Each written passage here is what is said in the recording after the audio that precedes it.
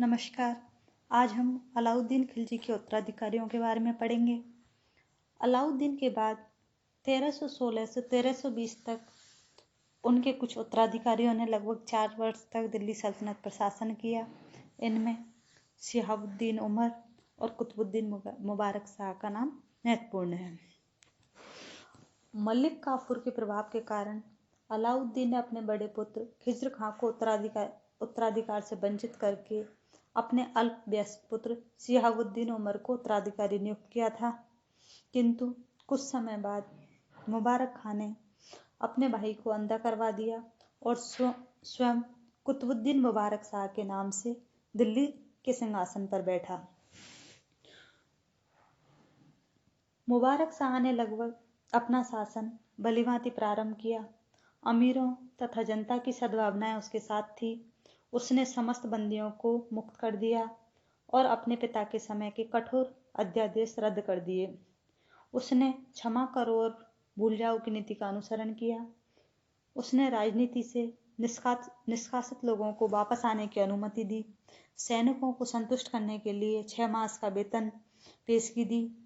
उसने अपने पिता की कठोर दंड व्यवस्था को उदार बना दिया, किंतु काफूर की हत्या करने वालों को कठोर दंड दिया, क्योंकि वे अपने लिए योग्यता से अधिक सम्मान मांग रहे थे।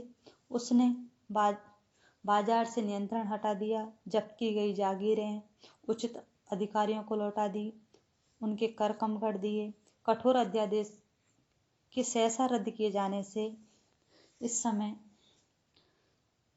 फूट की स्थिति आने लगी। दरबारियों तथा पदाधिकारियों का नैतिक आचरण गिर गया। इसके बाद स्वयं सुल्तान भी सांसारिक भोग में डूब गया। उस पर खुसरव नामक व्यक्ति का प्रभाव बढ़ने लगा। खुसरव एक निम्न जाति का था और कुछ समय पूर्व ही उसने इस्लाम ग्रहण किया था। कुतुबुद्दीन मुबारक शाह के समय गुजरात में विद्रोह हुआ। अलाउद्दीन के अंतिम दिनों में काफूर ने गुजरात के सूबेदार अलग खां की हत्या कर दी थी, जिसके कारण उसके समर्थकों ने गुजरात में विद्रोह कर दिया। मुबारक शाह ने गाजी तुगलक और आइन उल मुल्क मुल्तानी को विद्रोह दबाने के लिए भेजा। इन्होंने विद्रोह का दमन किया। इसके बाद जफर खां को वहां का सूबेदार बनाया गया, किंतु सुल्तान ने बिना विशेष कारण इसे भी मरवा दिया, जिससे पुनः विद्रोह हो गया। नए सूबेदार कुरैशी ने काफी समय बाद गुजरात में शांति स्थापित की। कुतुबुद्दीन मुबारक शाह के समय पर देवगिरी पर आक्रमण किया गया। अलाउद्दीन की मृत्यु से राजधानी में उत्पन्न राजनीतिक अव्यवस्था का लाभ उठाकर देवगिरी के यादव राजा हरपाल देव ने अपना स्वतंत्र शासन स्थापित कर लिया। देवगिरी की पुनर्विजय का भार मुबारक ने स्वयं अपने ऊपर लिया। 1317 में दक्षिण की तरफ प्रस्थान किया। हरपाल देव सुल्तान के आगमन के समाचार से भयभीत होकर राजधानी से भाग गया, किंतु पकड़ा गया। उसकी जीवित खाल खिंचवाई गई और सिर देवगिरी के एक फाटक पर लटका दिया गया। देवगिरी को जिलों में विभक्त कर तुर्की अफसरों को सौंप दिया गया। राज्य में स्थान स्थान पर सेनाएं रखी गई। गुलबर्गा, सागर, द्वार समुद्र पर अधिकार कर लिया और मुस्लिम शासक नियुक्त किए। मलिक यकलकी को देवगिरी का सूबेदार नियुक्त किया और खुसरव को मदुरा जीतने भेजा और वह दिल्ली लौट गया। कुछ समय बाद यकलकी ने स्वतंत्र होने का प्रयास किया, तो उसके स्थान पर आइन उल मुल्क को सूबेदार नियुक्त किया गया।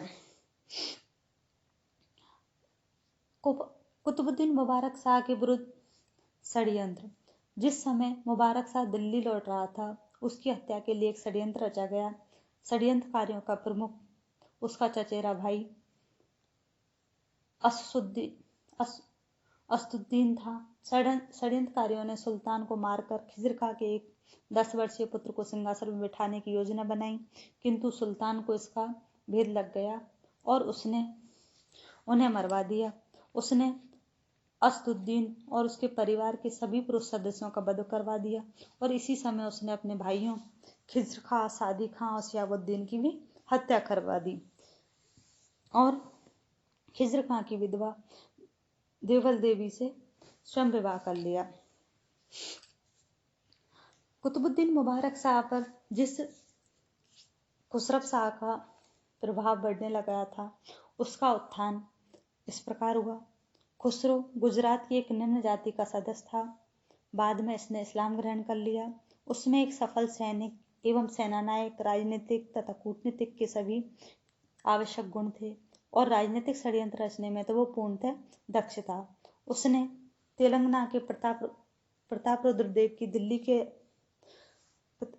रुद्रदेव को दिल्ली के अधीन बने रहने के लिए विवश किया और सुदूर दक्षिण के अन्य क्षेत्रों को भी रौंद डाला। इस अभियान में उसे अपार धन संपत्ति मिली, जिससे उसकी महत्वाकांक्षा जाग उठी और दक्षिण में अपने एक स्वतंत्र राज्य की स्थापना का स्वप्न देखने लगा। अब हम कुतुबुद्दीन मुबारक शाह के आचरण और उसके व्यवहार के बारे में बात करते हैं। मुबारक शाह ने अपने ससुर जफर खां और अपने प्रिय सहीम को बिना किसी स्पष्ट कारण मरवा डाला। वह शासन की अपेक्षा कर पूर्ण रूप से इंद्रिय सुखों में लिप्त हो गया। कहा जाता है कि वह स्त्रियों के वस्त्र पहनकर दरबार में आने लगा।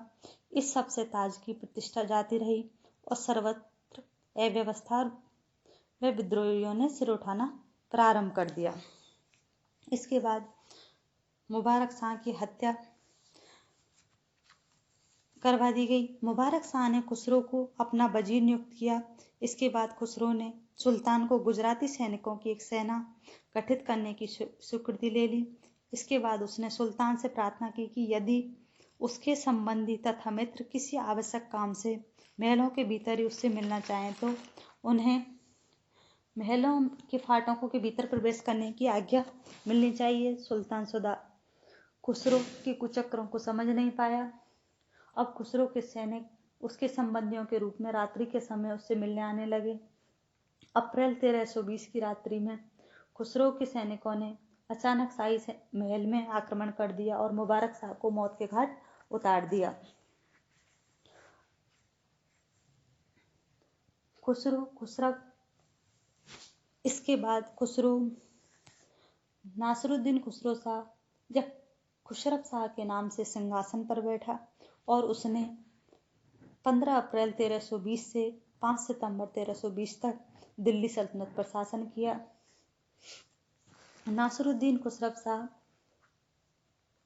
ने पुराने अमीरों तथा पदाधिकारियों के पदों को स्थायी कर दिया, किंतु जिनके संबंध में खलजियों के संपर्क होने का संदेह था उन्हें हटा दिया। उनमें से कुछ की हत्या कर दी गई। उसने खिज्र खां की विधवा देवल देवी से विवाह किया।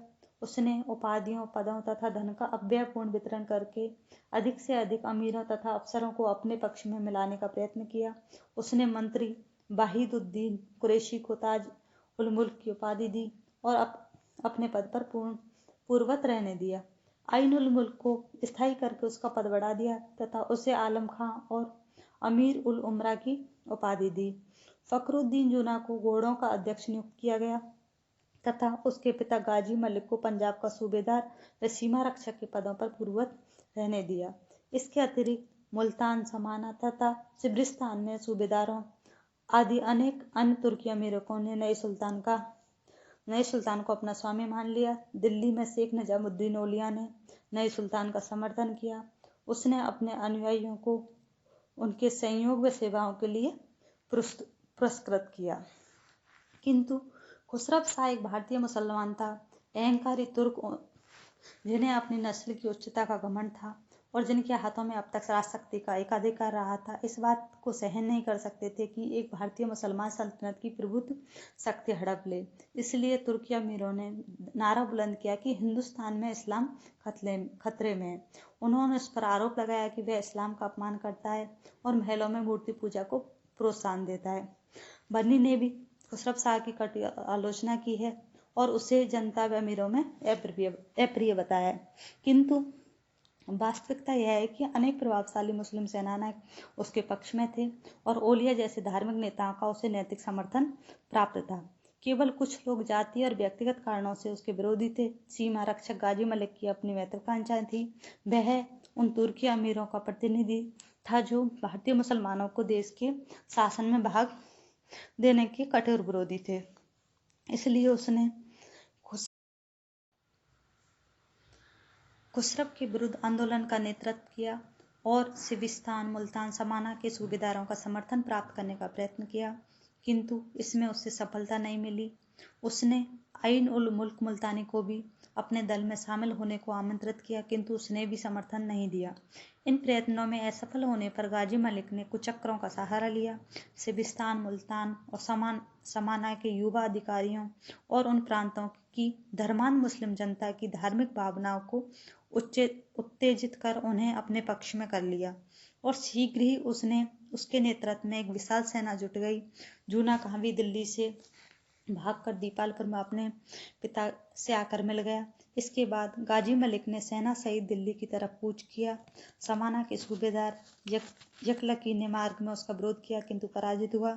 सिरसा के निकट नए सुल्तान के सौतेले भाई हिशामुद्दीन ने फिर उसका मुकाबला किया, किंतु वह हारा और भाग खड़ा हुआ। जैसे ही गाजी मलिक दिल्ली के निकट पहुंचा, खुसरव ने राजधानी से निकलकर इंद्रप्रस्थ के पास विद्रोहियों का सामना किया। युद्ध के पूर्व भी आइन उल मुल्क अपनी सेना सहित मालवा की ओर चला गया, जिससे खुसरव की स्थिति कमजोर पड़ गई। वह बहादुरी के साथ लड़ा, परंतु परास्त हुआ और युद्ध क्षेत्र से भाग गया, किंतु पकड़कर मार दिया गया।